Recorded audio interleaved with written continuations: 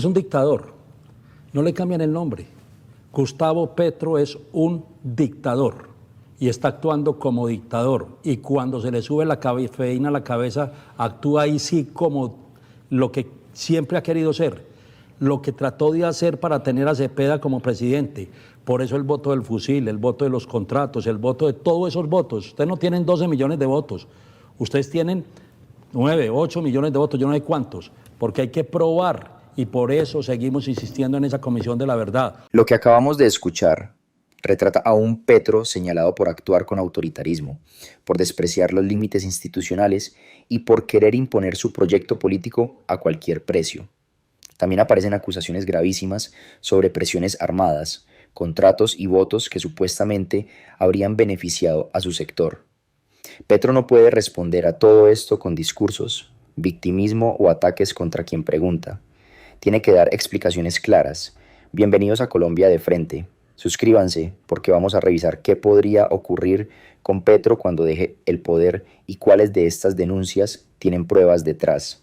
Hoy sí que se ratifica que tenemos que conocer la Comisión de la Verdad. Lástima que he hablado con varios periodistas del país y todos en un temor, no, eso no lo podemos hacer, es que entienda, es que la situación. No, Colombia tiene que saber la verdad de lo que lideró el dictador. Y a partir de hoy sí, no me queda ninguna duda que tenemos que hablar de un dictador que se llama Gustavo Petro. Y un, ¿cómo le digo? Secuaz. Dejémoslo en aliado para que no caigamos en las tentaciones. Bueno, como son aliados todos los del ALFAR, los del ELN, todos que, entre otras cosas, también se le están quitando ya. O sea, le ven tanto el exceso de cafeína que ya ellos mismos están diciendo que ya ni lo respaldan. O sea, se está quedando absolutamente solo. Y creo que es bueno que leamos el X de hoy. Sí, señor. Yo ayer decía, tengo claro que el señor Gustavo Petro, su última actuación será el 20 de julio. Jorge Vélez pone el dedo en la llaga. Colombia necesita saber qué ocurrió realmente durante el gobierno de Gustavo Petro, quiénes lo respaldaron y por qué tantos periodistas, según denuncia Vélez, tendrían miedo de investigar. Eso no es normal en una democracia. Petro lleva años atacando a la prensa, señalando contradictores y tratando cualquier cuestionamiento como una conspiración. Esa forma autoritaria de manejar el poder explica por qué cada vez más personas, incluso antiguos aliados, empiezan a darle la espalda. Se está quedando solo porque ya no basta con discursos encendidos ni con culpar a los demás. Cuando deje el cargo, tendrá que responder por sus decisiones, sus alianzas y todo aquello que su gobierno intentó mantener lejos del escrutinio público. Hoy, si ustedes vamos a leerlo, van a empezar a entender de que estoy casi seguro y podría decir que Gustavo Petro va a buscar cómo irse del país antes del 6 o el 7 de agosto. Él no va a estar en la posesión va a estar y estoy seguro, y lo voy a decir muy bien explicado para que lo entiendan ustedes. Este señor que él acusó de que había colocado dineros para la campaña de Abelardo de la Espriella, pagando Meta y pagando publicidad en diferentes redes sociales, que iba a ser el embajador de Colombia, de Estados Unidos en Colombia, que después renunció, que él es un abogado prestante en la Florida. Esa persona lo ha tratado casi que delincuente el presidente de los colombianos. Y esa situación le va a generar problemas gravísimos ante la justicia de los Estados Unidos, porque de alguna forma Gustavo Petro, en su estado de cafeína, como estuvo el fin de semana, manifestó que el gobierno de los Estados Unidos ayudó a derrotar, a que se robara las elecciones, palabras más, palabras menos, a Abelardo de la Espriella. Jorge Vélez está planteando un escenario que no puede descartarse a la ligera. Petro podría intentar salir del país antes de la posesión para evitar una ceremonia incómoda y, sobre todo, para adelantarse a posibles problemas internacionales. No porque ya exista una condena ni cargos formales en Estados Unidos, sino porque sus propias declaraciones podrían terminar pasándole factura.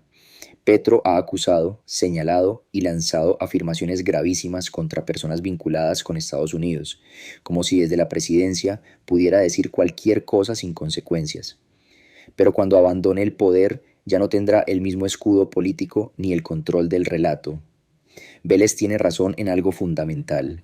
Hay que mirar con atención cada movimiento de Petro antes del 7 de agosto, porque su ausencia en la posesión diría muchísimo. Y eso le va a generar problemas muy graves, por lo que no tengo duda que el señor Gustavo Petro, la información que tenemos, que está buscando asilo en Bélgica, hoy no se puede dejar por fuera y puede ser seguro.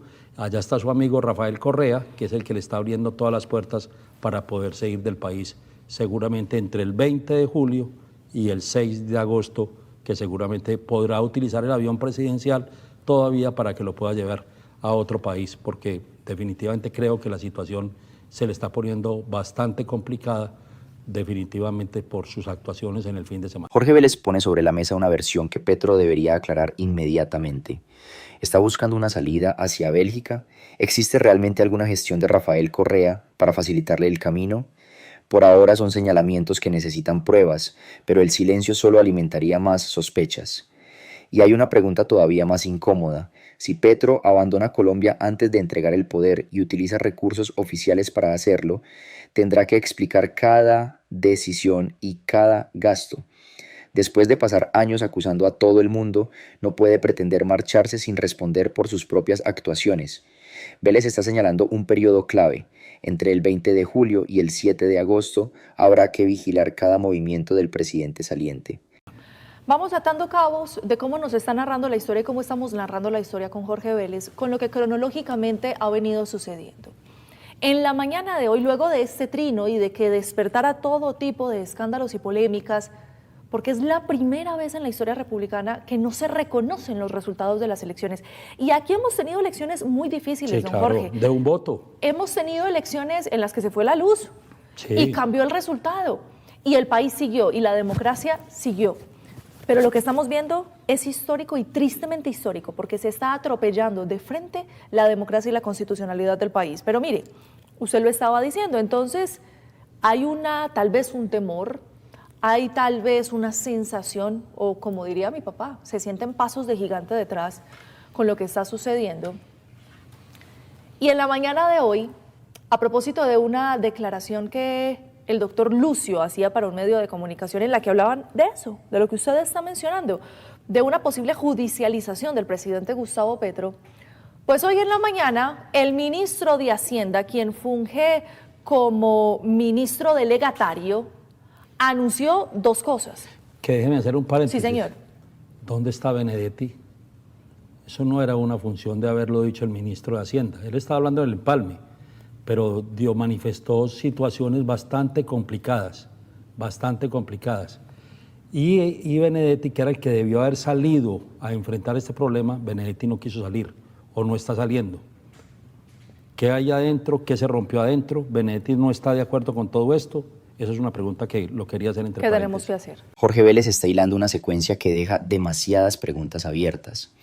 Petro desconoce el resultado electoral, crece la versión sobre una posible judicialización y justo cuando el país espera respuestas, Benedetti desaparece del escenario y termina hablando el ministro de Hacienda. ¿Qué está ocurriendo realmente dentro del gobierno? Porque esto ya no parece una simple descoordinación. Da la impresión de que el petrismo está fracturado y que varios funcionarios prefieren guardar silencio antes que defender públicamente las actuaciones del presidente. Petro puede seguir atacando las elecciones y presentándose como víctima, pero está poniendo en riesgo la estabilidad institucional del país. Y cuando hasta sus hombres más cercanos evitan dar la cara, es porque la situación podría ser mucho más grave de lo que quieren admitir. ¿Qué tenemos que hacer? ¿Dónde está Benedetti? Benedetti, hombre, las actitudes que ha tenido quien había sido incluso promocionado por la colectividad y los seguidores del presidente Gustavo Petro como el gran león, como la fiera que iba a salir a salvar todo, está muy en silencio, entre otras cosas. Silencio sospechoso, no lo sé, pero muy en silencio. Pues estará negociando.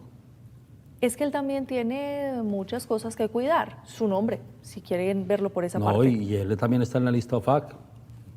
Él no la va a tener fácil cuando termine su No la va a tener ministerio. fácil y seguramente puede estar hablando con sus abogados. El silencio de Benedetti no es cualquier cosa.